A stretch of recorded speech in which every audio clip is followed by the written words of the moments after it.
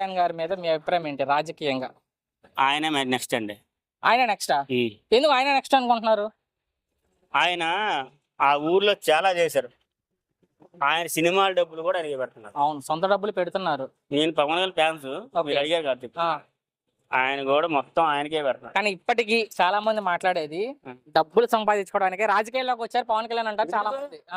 డబ్బులు సంపాదించి ఆయన సినిమా తీయలే. అవును, సినిమా తీసి డబ్బులు రావా? కాదు, ఆయన సినిమా తీసిన డబ్బులు కూడా పెడతా మనకి ఇక రోడ్లు లేవా పెడతా, కరెంట్ లేదా పెడతా అని ఆ ఊర్లో మొత్తం పిఠాపురం మొత్తం చేస్తున్నాడు. కానీ జనాల డబ్బులతో స్పెషల్ ఫ్లైట్ లో హైదరాబాద్ తిరుగుతున్నారు అంటున్నారు కొంతమంది. ఎందుకు? ఆయన డబ్బులు ఏమంటే ఒక రోజు సినిమా ఫ్లాప్ అయిపోతే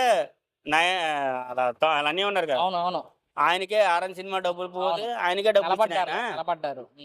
ఈయనకి ఎందుకు చేస్తారు? అలాగేం కాదు. ఇక్కడ నా ప్రశ్న ఏంటంటే తమిళనాడులో విజయ్ గారు గెలిచాక ఇక్కడ విజయ్ గారితో పవన్ కళ్యాణ్ గారిని పోలిస్తూ చాలా మంది చాలా రకాలుగా మాట్లాడుతున్నారు పవన్ కళ్యాణ్ గారిని. అది ఒకటే, అక్కడ రాజకీయాలు ఇక్కడ రాజకీయాలు. పవన్ కళ్యాణ్ కి దమ్ముంటే సింగిల్ గా పోటీ చేసి గెలవాలంటున్నారు మాజీ మంత్రి రోజా గారు. అలా చేయకూడదు, ఎలాగంటే అందరూ ఒకటే ఉన్నప్పుడు అలాగే ఫాలో. రోజా గారు మాటలకి ఏం చెప్తారు?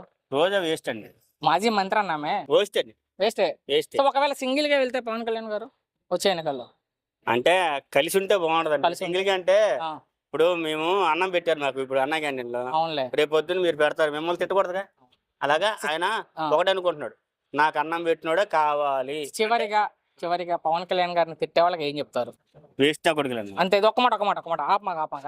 భవిష్యత్తులో ఆయన ముఖ్యమంత్రి కావాలని మీరు కోరుకున్నారు కాబట్టి ఎందుకు ముఖ్యమంత్రి కావాలని కోరుకుంటున్నారు? ఆయన చాలా మంచి ఆయన. ఓకే, అందరు అంటారు సైకో గీకో అంటారు, వేకాస్ట్ అని. ఆయన చాలా మంచి ఆయన.